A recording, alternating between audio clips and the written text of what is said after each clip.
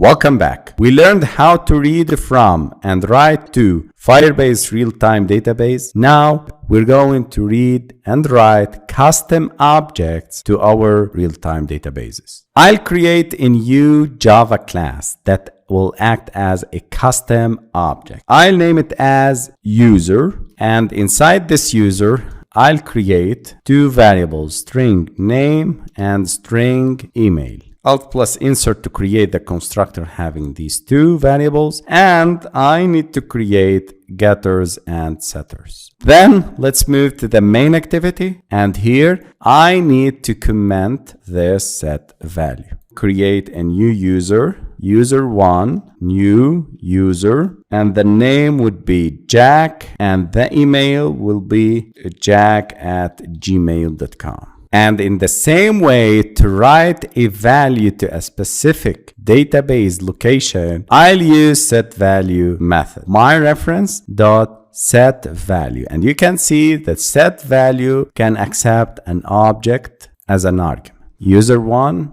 will be inserted.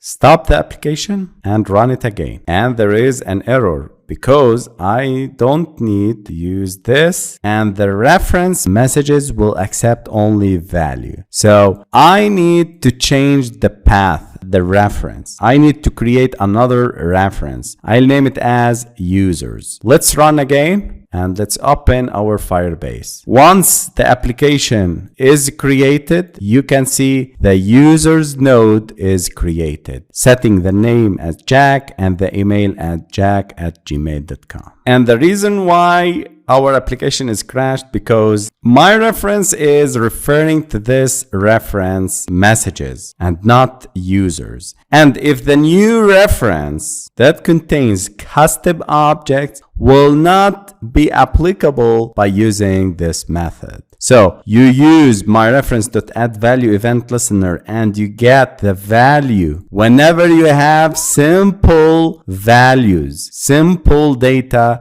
that are inserted in the database. Whenever you have a key value, you use snapshot.getValue in this way. Whenever you create and get custom objects like this, you need to use a different way. So to read custom objects from nodes, we have the reference is users, not messages, to nodes, users and messages. I need to get the email in the users node. Let's go up, check the reference is users. And here I need to comment this because I don't need to set the reference again because it's set it and uploaded. I need to read this custom object. So how to read this custom object? In the onDataChange method, similar to what we done before, my reference.addEventListener method, and inside onDataChange, I need to create an object similar to what we insert into our database. It's called user. User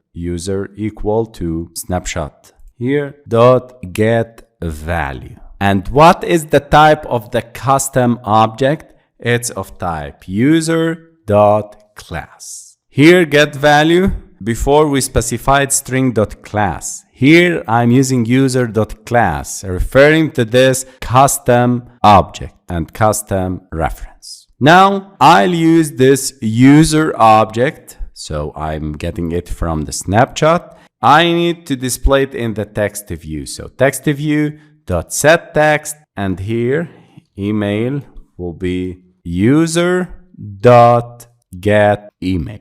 Let's run, and the app crashes. Why? If we go to the logcat, we scroll down, we can see that user doesn't define a no argument constructor. Whenever you use Firebases in your applications, you should specify an empty constructor or no argument constructor. Click on constructor, select none, and you can see the user constructor is created. Let's run again. Here we go. This is our application. The text changed from hello world to jack@gmail.com. We succeeded in reading and writing custom objects to Firebase real-time databases.